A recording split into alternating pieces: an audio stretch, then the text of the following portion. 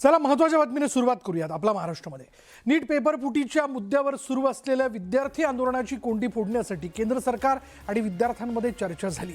काही मागण्यांवर सकारात्मक संकेत मिळाले, पण केंद्रीय शिक्षण मंत्री धर्मेंद्र प्रधान यांच्या राजीनाम्याच्या मागणीवर कोणताही तोडगा निघालेला नाही। त्यामुळे विद्यार्थी आपल्या भूमिकेवरती ठाम आहेत। प्रधानांचा राजीनामा न घेतल्यास देशव्यापी आंदोलनाचा इशारा देत लाठीचार्ज प्रकरणी न्यायालयात जाण्याची भूमिकाही त्यांनी स्पष्ट केली आहे। सरकारसमोर आता आंदोलनाची कोंडी फोडण्याचं मोठं आव्हान उभं राहिलंय। पाहूया हा रिपोर्ट। मंत्री प्रधानांच्या राजीनाम्यावर विद्यार्थी ठाम।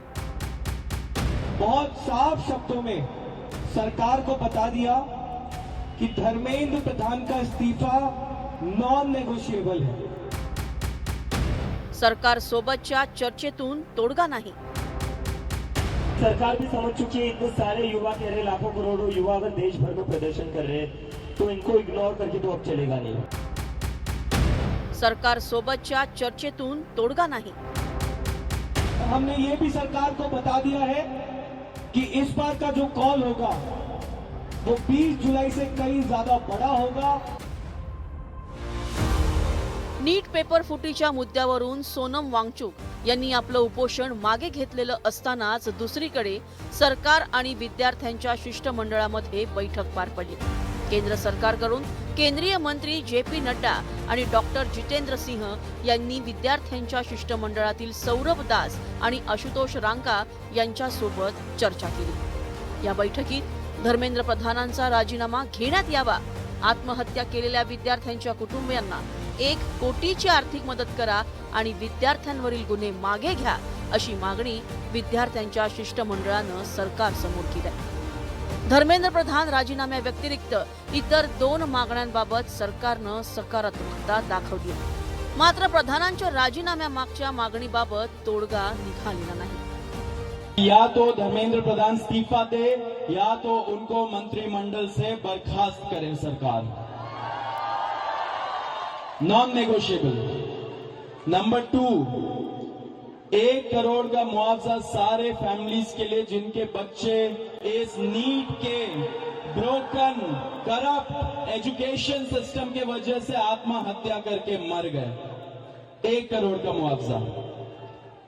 नंबर 3, जितने हमारे भाई बहन यहाँ पे पीसफुल तरीके से प्रोटेस्ट कर रहे थे एंड जिन्होंने ब्रुटैलिटी सहा पुलिस के वजह से एंड उनके ऊपर एफआईआर दर्ज हुआ, वो सारे एफआईआर विड्रॉ किए जाए। इस्तीफा ले लीजिए सर, धर्मेंद्र प्रधान का इस्तीफा ले लीजिए। अगर आप धर्मेंद्र प्रधान का इस्तीफा नहीं लेंगे तो ये जो देश भर में युवा सड़कों पर उतरे हैं ना, वो आपका इस्तीफा मांगना शुरू कर देंगे। फिर तो स्टूडेंट्स की भी भलाई इसी में है कि धर्मेंद्र प्रधान का इस्तीफा हो जाना चाहिए, और स्टूडेंट्स से ज्यादा भलाई नरेंद्र मोदी की है कि धर्मेंद्र प्रधान का इस्तीफा हो जाना चाहिए। अगर धर्मेंद्र प्रधान का इस्तीफा नहीं होता है तो कहीं ना कहीं नरेंद्र मोदी जी की कुर्सी पर भी सवाल उठेगा। फिर we are very close to the finishing line. हम काफी क्लोज आ चुके हैं। मुझे लगता है कि इस्तीफा लोड हो ही रहा है, इस्तीफा लोड हो रहा है, क्योंकि सरकार भी समझ चुकी है, इतने सारे युवा कह रहे, लाखों करोड़ों युवा अगर देश भर में प्रदर्शन कर रहे हैं तो इनको इग्नोर करके तो अब चलेगा नहीं। क्योंकि अगर एक युवा के ऊपर लाठी पड़ती है तो उसके घर में 4 वोट है जो गिरेंगे नहीं सरकार को, और ये सरकार वोट की बात समझती है। तो किसी एक स्टूडेंट पर लाठी पड़ेगी तो उसके घर के 4 वोट कम हो जाएंगे। तो ये बात समझ लो। उनकी मुख्यतः 3 डिमांड्स थी और 5 सुधार की दृष्टि से परीक्षा के लिए सुझाव थे। हमने उनको कहा है कि हम कल फिर आपके साथ दोपहर बाद मिलेंगे और फिर हम अपने जो चर्चा सरकार में होगी वो आपको बताएंगे। केंद्रीय शिक्षण मंत्री धर्मेंद्र प्रधानांचा राजीनामा न घेतल्यास देशव्यापी आंदोलनाची हाक देण्याचा इशारा विद्यार्थ्यांनी दिलाय। अगर जल्दी धर्मेंद्र प्रधान का इस्तीफा नहीं होता है, अगर अगले 1 दिन में 2 दिन में धर्मेंद्र प्रधान को बर्खास्त नहीं किया जाता है, तो फिर कॉकरोच जनता पार्टी की तरफ से एक और कॉल दिया जाएगा, नेशनल कॉल दिया जाएगा 20 जुलाई की तरह। और हमने ये भी सरकार को बता दिया है कि इस बार का जो कॉल होगा वो 20 जुलाई से कहीं ज्यादा बड़ा होगा, कहीं ज्यादा व्यापक होगा और राष्ट्रीय स्तर पर होगा।